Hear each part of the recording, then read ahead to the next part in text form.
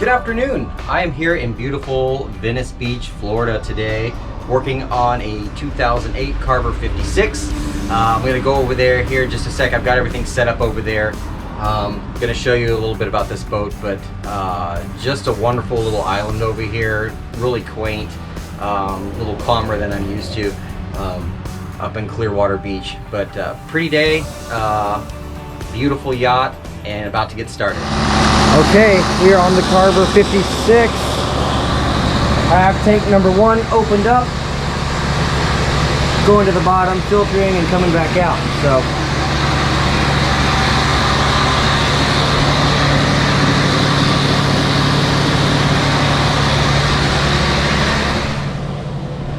quick shot of this fly bridge.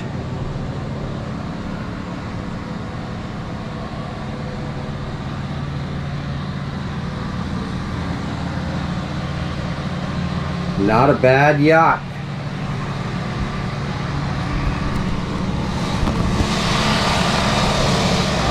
So I'm down in the engine room. The owner has the doors locked to keep the riffraff out, people like me.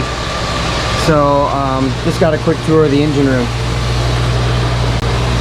2 tanks here. These are the fuel filters. Water pump for the air conditioning units. And then forward, we have 2 Volvo Pentas, 675 horsepower each, and a Kohler generator, 22K. Hot water heater over there. So these Volvos are fantastic, except they are the most sensitive to fuel quality of any engine on the market. I have more owners with Volvo fuel issues than anything else. Some of the Caterpillars, the Cummins engines will just chew right through anything you throw at it, but these Volvos are princesses. So they like their fuel very tidy. So anyway, that's why I'm here. Gonna get back to it. Clear water.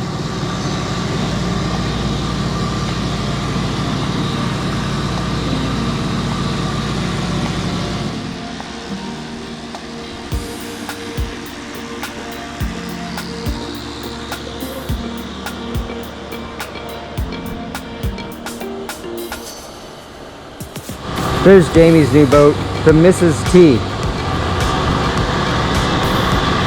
I don't think she'll mind it.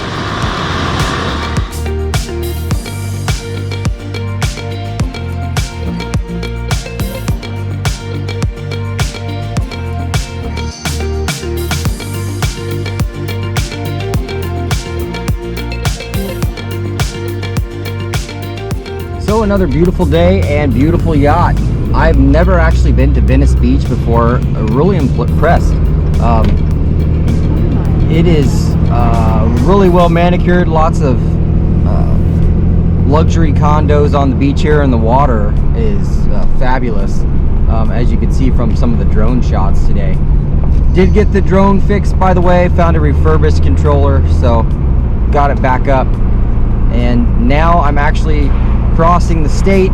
I've got a 3.5 hour drive over to Christmas, Florida, which is over outside of Orlando.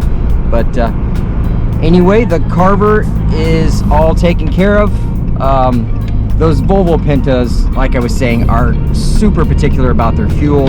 The boat had just been sitting for about 1.5 years, and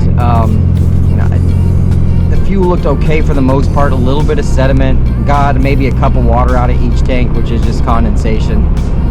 But anyway, should be all set, and I'm headed to the next one. Hopefully a little smaller, easier job. That one made me work for it. Lots of steps getting to the dock where the boat was. So anyway, in the meantime, I'll be here driving across the state. Check in a bit.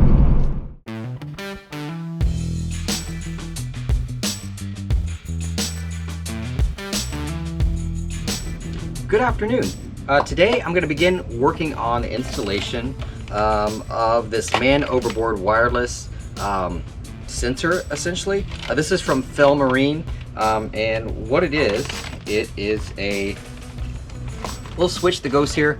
It's gonna connect to the engine, and then gotta pair it. I gotta put this in the dash, and then there is a little sensor that you can wear on a watch. You can wear it around your neck with a lanyard, and if you hit the water, you get too far away from the boat, it automatically kills the engine. This is great for single-handing anytime I'm offshore by myself. I hit a wave and I'm not wearing the key lanyard, got the autopilot on or something. If I go in the water, this is gonna kill the boat, because otherwise the boat just keeps on driving and I'm SOL. So the wife thought this was a good idea. I think it's a good idea. Fel Marine, they're not very expensive. Got it on Amazon, about $100. And then I got the watch band, so the little sensor, I can wear it in place with my watch or put it on my other wrist, and if I hit the water, get too far away from the boat, if I install it correctly, it will shut down the engine. So I'm gonna get started on that today. I've got my 2 1/16 hole saw, which is gonna drill into the dash and make room. I'll show you exactly what it looks like here.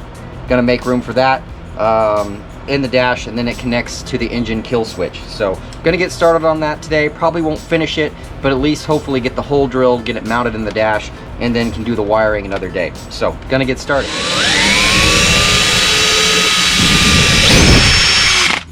All right, so I'm checking underneath here and I see my pilot hole right there. Nothing around it, so should be good to go with the hole saw. All right, cover the dash, keep some of the fiberglass out. This is gonna be a messy job. And don't really want fiberglass going all over my new pretty dash. So let's get the bit right in the pilot hole where we wanted it. Started there.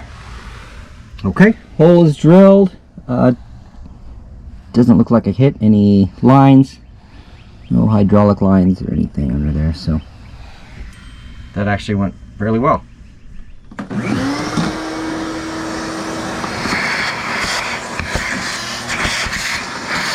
Alright, hole all cleaned up. And that's where that will go. So, screw it down from the back side, and then I'll get the wiring harness from there.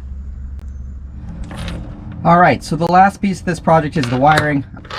I already made the connections. I disconnected the original kill switch, which goes here, and I've got this connector here. Add it to here, so this should plug right in. This end is going to plug into the controller up at the very top there, and then there's an antenna that goes, and then need to connect power, and that should be it. All right, power connections are in. It's plugged in, the antenna is attached. I've got my transmitter here, and it says to connect. Let's see. Hold it down until it beeps.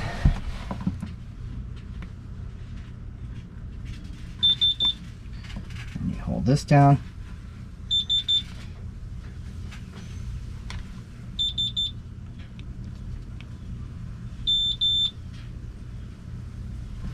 Red's not good. It's supposed to be green. All right, let's try that again.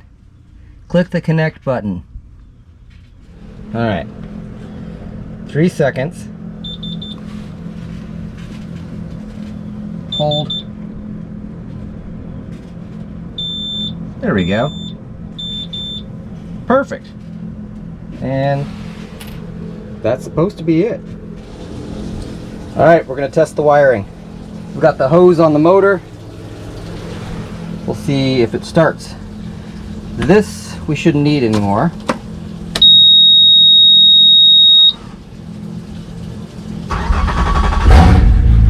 Okay, she's running. And if we did this right, this should stop it. Hey, how about that? Okay, so wiring is all zip tied. You can never have enough zip ties. This bundle here was for the trim tabs. Then we've got our Felmarine man overboard switch up top here, and I've added quite a few fuse blocks here. Thing today is going to be label this fuse block. I've added 4 circuits already, and I've already forgot what half of them were. I had to trace the wire to even remember what I did, so I got these labels. They're about $5 on Amazon, but these are the actual Blue Sea who makes the panel, the labels. So I'm going to go ahead and label those so we know what goes to what, and then button it up for the day. Alright, so these are the new circuits labeled autopilot. Radio is the amp for the subwoofer, the trim tabs, and the ignition switch for the man overboard switch. I've got 2 unlabeled on the top row, and I don't even know what those go to, so we'll have to trace those at some point. Somebody added them along the way and didn't label them, so, but for now, that'll work. And then the last 2 safety items I didn't video this week. I installed the new VHF antenna on the roof, new antenna mount, and new anchor / running light on the top here. So all that's done. I did not have a working VHF, so wanted that all done before going offshore. So with that and the man overboard, we should be in good shape here. So this is the hard top, not a whole lot up here. Got the new GPS antenna, VHF, and light. So all we've got up here for now.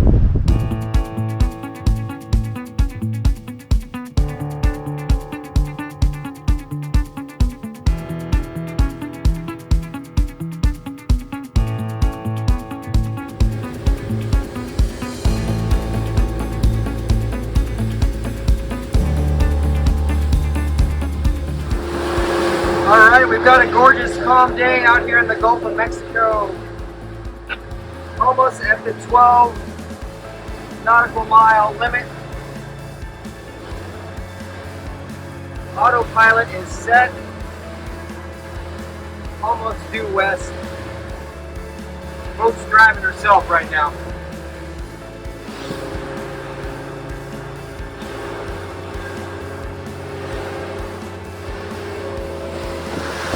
Alright, we're about 10 miles out in the Gulf of Mexico.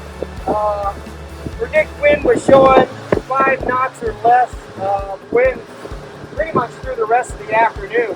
So this is one of those unusual days you can get out. Almost no waves, just kind of hang out. But I'm going to go out a little ways today. Autopilot's engaged. One of my main goals today was to get the autopilot calibration all set up. Anyway, doing pretty well now. So we're going to sit back and enjoy the ride.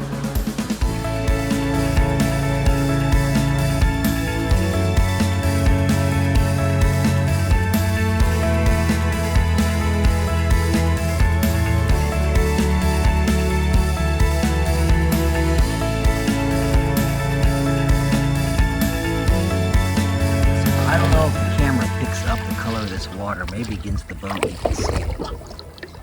It is just beautiful. Clear as can be.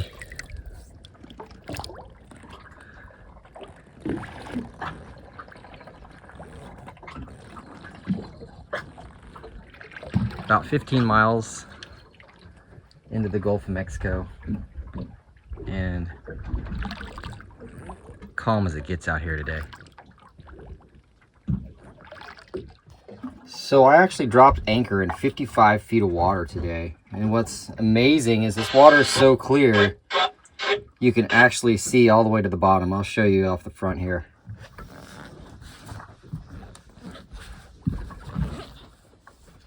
We got some visitors off the bow.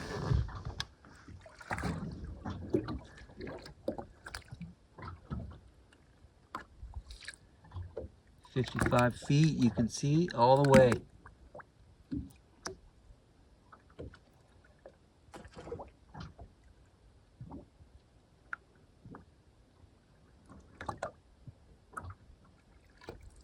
Just incredible.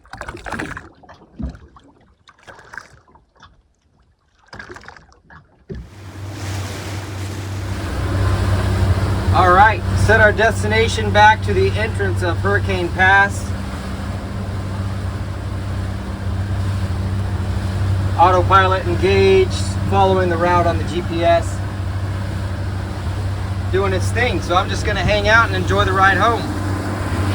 Pretty cool though, I don't have to touch a thing. You can see the engine making its own adjustments there, the steering going back and forth, keeping us right on course